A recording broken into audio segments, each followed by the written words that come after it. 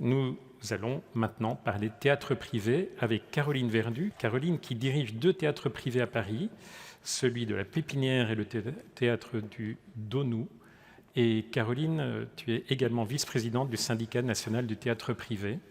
Tu as accepté de parler de l'endroit le plus délicat, le milieu de la scène. Merci pour tout ce que tu fais. Merci d'être là avec nous ce midi. Merci. Voilà, je suis donc une actrice de la filière du spectacle vivant non subventionné. Également secrétaire générale de l'Association pour le soutien du théâtre privé et vice-présidente du syndicat national du théâtre privé. C'est à ce titre que j'interviens devant vous.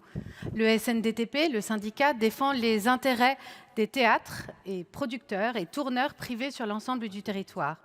Le secteur privé est une économie qui dépend majoritairement des recettes de billetterie, donc des spectateurs. Que cela passe par le cœur ou par la tête.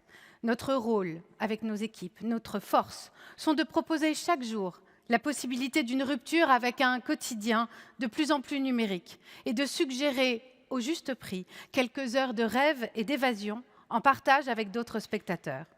Nous avons, pour la plupart d'entre nous, choisi cette voie professionnelle après avoir vécu une sorte d'épiphanie devant une scène provoquée par un texte, un ou une artiste, une histoire, une mise en scène, une scénographie ou une lumière. Et nous nous sommes dit, c'est au cœur de cet univers que je dois passer ma vie.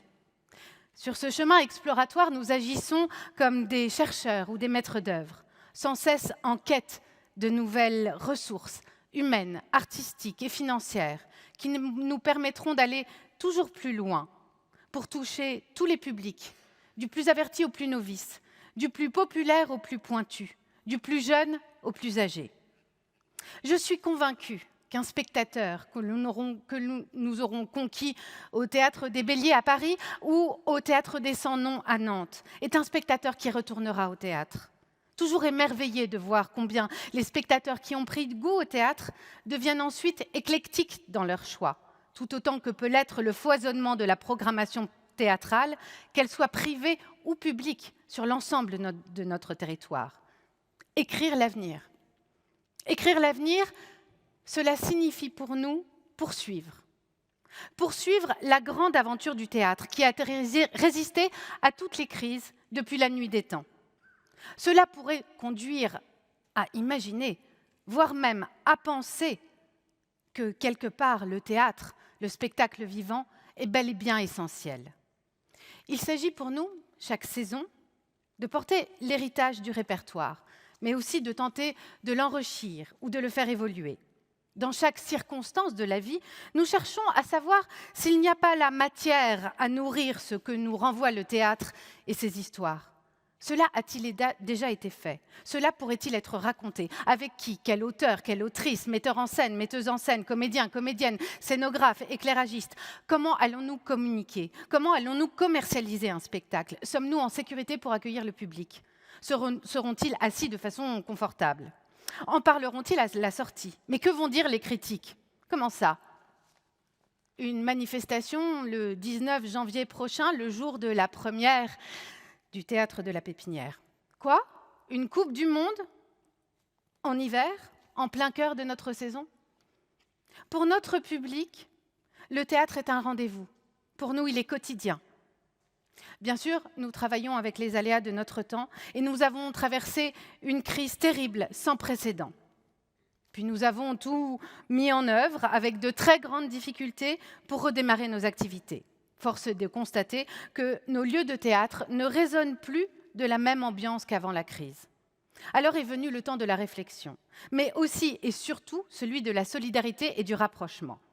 Malgré une forme de concurrence entre nous, que je qualifierais plus de saine émulation, la profession a entamé une réflexion et un processus de rassemblement et de structuration de la filière privée sur l'ensemble du territoire.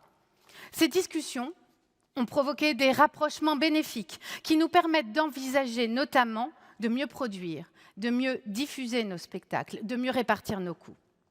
Cette réforme doit être accompagnée par une hausse de nos soutiens publics, par l'engagement des collectivités territoriales, au-delà de la taxe fiscale versée pour la billetterie versée à la STP, et il nous faut être entendus là-dessus. Notre survie en dépend. Je ne demande évidemment pas que nous devenions subventionnés. Je veux parler d'un accompagnement à notre juste valeur, au même titre que peuvent l'être la plupart des pans de l'économie française, qualifiés, eux, comme essentiels ou stratégiques, car notre filière représente des milliers d'emplois, et ce, dans de multiples corporations. Le rayonnement économique de notre activité est important et s'étend sur tout le territoire national. Ainsi, en 2019, année toujours de référence, le théâtre privé représentait près de 42 000 représentations, avec 6,8 millions de billets vendus pour un prix moyen inférieur à 30 €. Outre l'importance de nos activités en matière de culture et de lien social, les répercussions de l'attractivité des lieux culturels dynamiques se retrouvent dans la restauration, dans l'hôtellerie, le tourisme, le commerce de proximité, etc. La culture est trop souvent stigmatisée comme une dépense, alors qu'elle dégage des revenus indirects excessivement importants en termes de recettes fiscales, de cotisations sociales et de contributions diverses et variées. Tous autant que nous sommes, nous devons nous relever. Nous sommes en chemin puisque nous avons accepté la remise en question. Maintenant, rapidement, il nous faut aller plus loin et tordre le cou à cette vieille rengaine qui vise à opposer le théâtre public et le théâtre privé.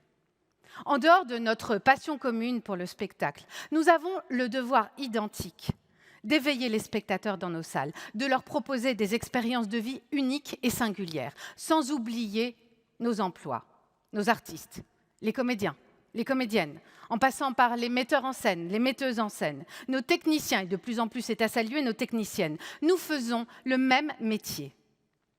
Pour toutes les bonnes raisons du monde, nous avons le devoir de rapprocher ces secteurs, privés et publics, multiplier nos partenariats, nos échanges, les fameuses passerelles, afin de défendre notre passion commune qui, oui, est bel et bien essentielle. Et notre temps étant notre temps, le théâtre étant le reflet de nos sentiments ou de nos idées. Écrire l'avenir, c'est pour nous être attentifs aux enjeux sociétaux humanistes, repenser le rôle et la place des minorités dans notre secteur, lutter contre toute forme d'exclusion et de violence, promouvoir l'égalité femmes-hommes, penser la transition écologique et continuer de porter la parole sur les tréteaux de théâtre pour faire savoir qu'un spectacle est bien plus souvent plus qu'un rêve matérialisé. Merci de m'avoir écouté. Vive le théâtre. Merci Caroline. Merci.